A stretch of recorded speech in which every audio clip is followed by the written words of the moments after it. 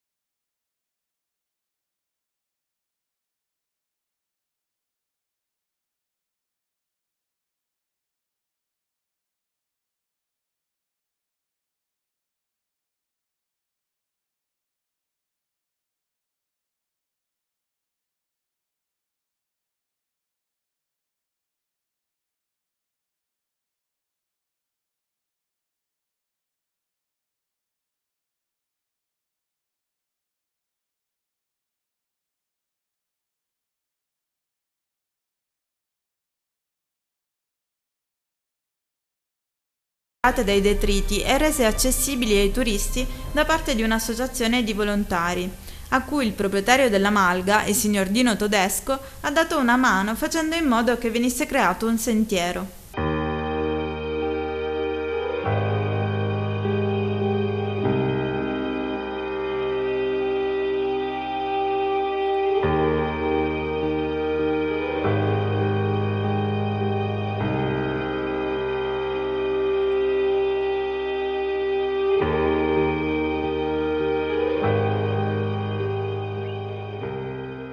Il percorso si sviluppa partendo dalla malga, prima fra prati verdi e scorci panoramici sulla pianura veneta, sulla Solone, sul Colberetta e sul Costone.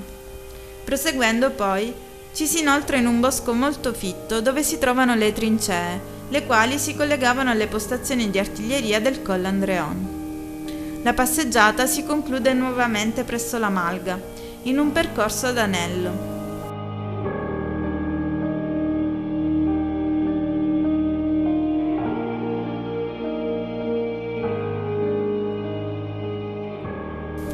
Proprio all'ingrosso del sentiero, poi, si incrocia un capitello, fatto costruire dal bisnonno di Dino nel 1899, per grazia ricevuta dopo una caduta da cavallo.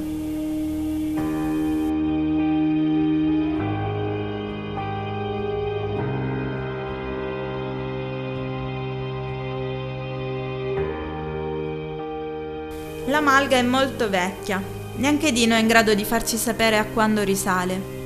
La famiglia Todesco abita la malga da 5 generazioni, a partire dal bisnonno di Dino per arrivare a suo figlio ancora sedicenne.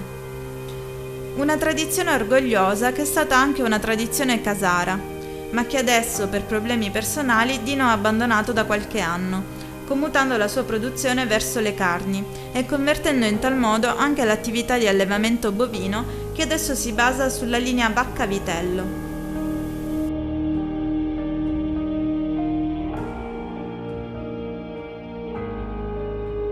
Gli animali al pascolo che vediamo, prevalentemente esemplari di limusine di pezzata rossa, si stanno muovendo per ripararsi dalla pioggia verso il bosco, ma non riusciamo ad avvicinarci più di tanto, poiché le vacche sono molto protettive nei confronti dei loro piccoli.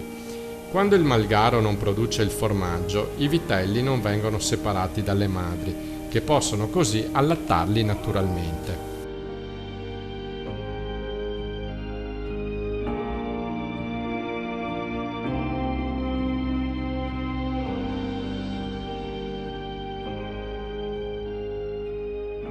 La carne prodotta viene utilizzata soltanto per l'agriturismo, che offre piatti a base dei prodotti e della carne degli animali allevati in malga.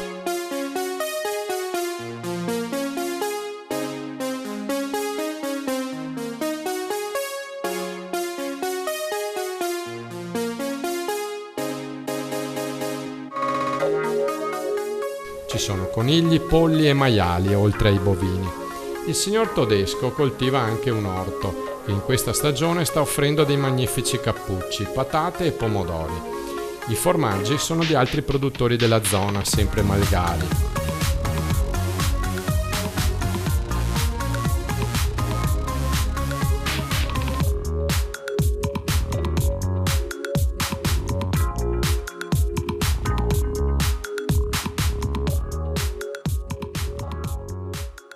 Col del Gallo ha ormai da moltissimi anni una vocazione ristorativa. Una volta era famosa come la Bettola, un posto dove andare a bere un bicchiere di vino assieme a una fetta di polenta, pane, formaggio e salumi, attivo dal 1973. Poi nell'86, con l'entrata in vigore della legge sugli agriturismi, Malga Col del Gallo è diventata un vero agriturismo, dove adesso è anche possibile soggiornare per un totale di 2 camere e 4 posti letto a disposizione.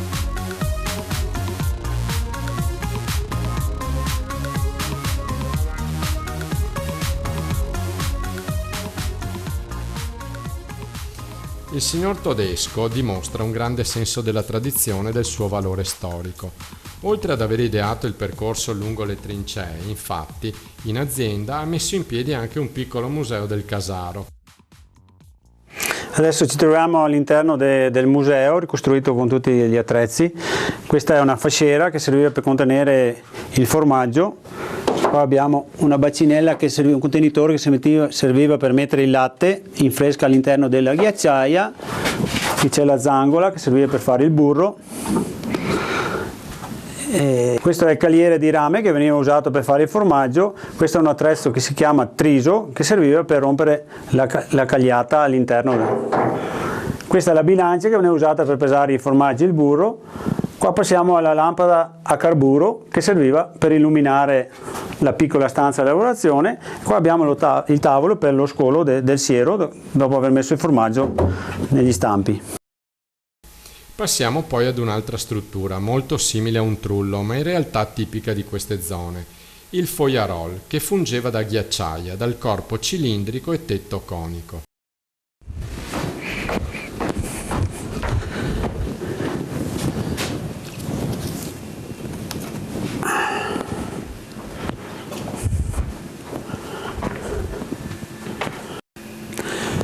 La struttura in cui siamo è coperta a foiaroi, è un tetto costruito con una struttura in legno, travi di pino e tutte rame di faggio che formano il tetto che non lasciano penetrare l'acqua. Una struttura così ha una duratura di 60-70 anni. Un tempo la ghiacciaia veniva usata per la conservazione del latte della mungitura serale. Oggi è trasformata in cantina per la conservazione dei prodotti della Malga. Andiamo via con il cielo che finalmente si sta aprendo, pronti per goderci la discesa panoramica che ci attende per arrivare a valle. Salutiamo Dino e i suoi cani e ripartiamo.